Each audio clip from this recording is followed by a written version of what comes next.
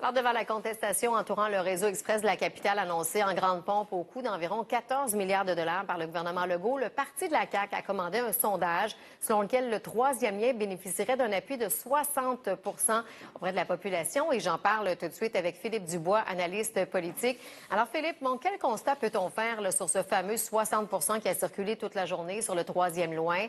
Est-ce qu'on est loin du consensus, selon vous? En fait, on constate clairement un appui qui reste à valider avec d'autres coups de sonde, mais celui-ci nous dit qu'il y a un appui, mais qu'il y a un appui qui n'est pas consensuel. 60-40, rappelons-nous, c'est grosso modo le résultat du premier référendum sur la souveraineté du Québec. Donc, le dossier n'est peut-être pas réglé. Et là, évidemment, tous les partis tentent de cadrer l'enjeu à son avantage, de dire c'est un recul ou c'est un appui. C'est un peu la question du verre d'eau, est-il à moitié plein ou à moitié vide? Bon, le débat va continuer. C'est quand même un premier coup de sonde, mais pour justifier un investissement aussi important, pensez-vous que l'appui doit être plus grand?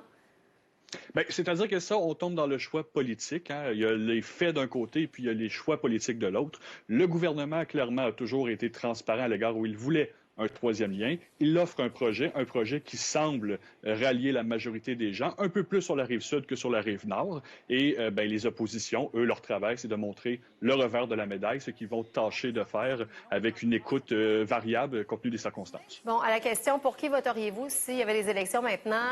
14 voteraient pour un autre parti et il y a quand même 12 d'indécis. Quelle lecture vous en faites? Est-ce que ça pourrait avantager le Parti conservateur? En fait, à Québec, à moins que les marxistes-léninistes ou le Parti culinaire est en train de faire une remontée spectaculaire, on peut se douter que c'est effectivement le parti qui est dirigé par Éric Duhaime, une figure médiatique bien connue à Québec, qui pourrait servir de voie d'échappement pour les électeurs caquistes déçus.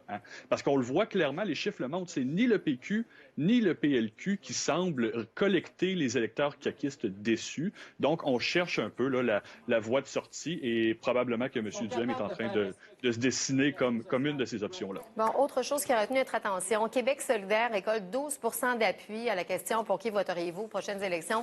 Est-ce que ça vous surprend?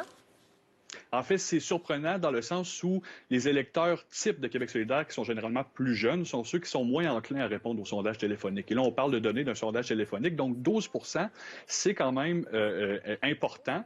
C'est pas négligé et ça prouve que Québec solidaire est en train de s'inscrire comme l'alternative à la coalition Avenir Québec à Québec, notamment dans les quartiers centraux, la circonscription de Tachereau, la circonscription de Jean-Lesage, qui sont les deux circonscriptions qui vont être le plus touchées par la sortie éventuelle d'un tunnel au centre-ville. Donc, on pourrait peut-être assister à un début de centre-ville contre banlieue. Oui, donc vous dites qu'il s'installe comme l'alternative dans la région de Québec devant les libéraux, devant le PQ notamment, mais ils sont très présents aussi. Sol Zanetti et Catherine Dorion, on les voit beaucoup. Alors voilà, merci beaucoup pour cette analyse, Philippe Dubois. Merci et bonne soirée. Bonne soirée. Au revoir.